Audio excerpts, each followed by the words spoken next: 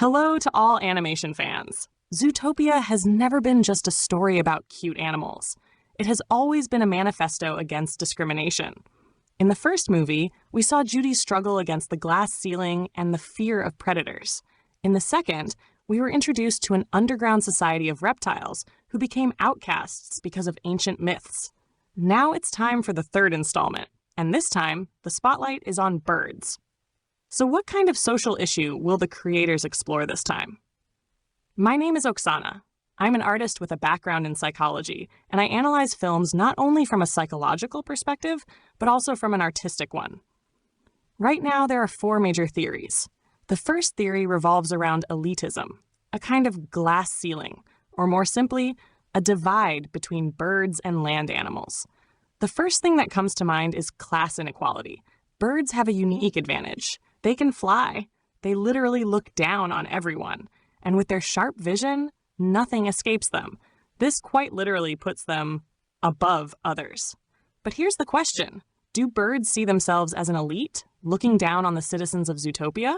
This could be a metaphor for closed circles or wealthy social classes that live in isolation, disconnected from the problems of those below.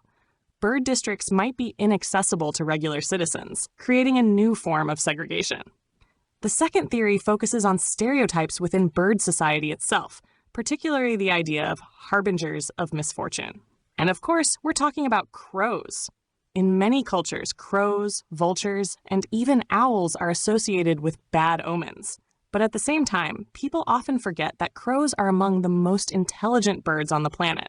In the world of Zootopia, they could be intellectuals, but still feared and avoided simply because of their appearance and old superstitions.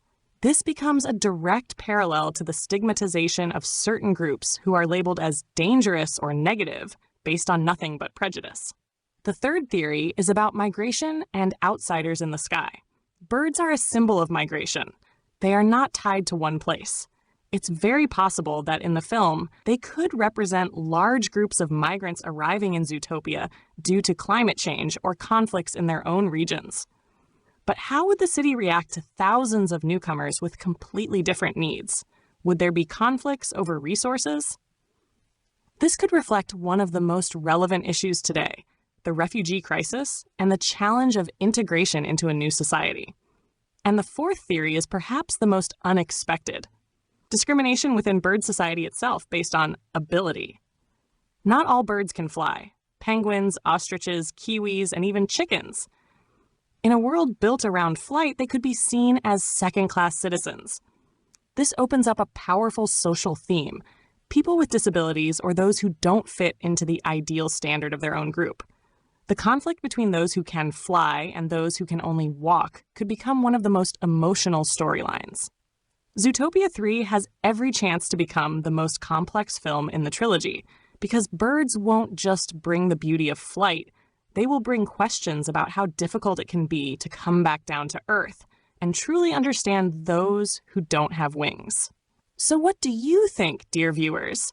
Which bird will become a new ally or the main antagonist in Nick and Judy's next adventure? Share your thoughts in the comments and subscribe so you don't miss what's coming next. I also invite you and your children to relax together with me and connect with something beautiful through art. If you join with your kids, it can become a lifelong memory, a small piece of light in these dark times. What do I offer? I will teach you how to understand art. I will explain the difference between a simple drawing and a true work of art. This is not about basic painting lessons you can find everywhere or step-by-step tutorials that are already widely available for free on YouTube. These are lessons on the level of art criticism, presented in a way that is accessible even for children. For example, you will find answers to questions like, why are some paintings not beautiful, yet extremely expensive? Why didn't painting disappear after photography was invented? Why do people still buy paintings instead of just printing photos? What are the criteria that distinguish a simple drawing from a work of art? We will explore all of this through works of classical artists.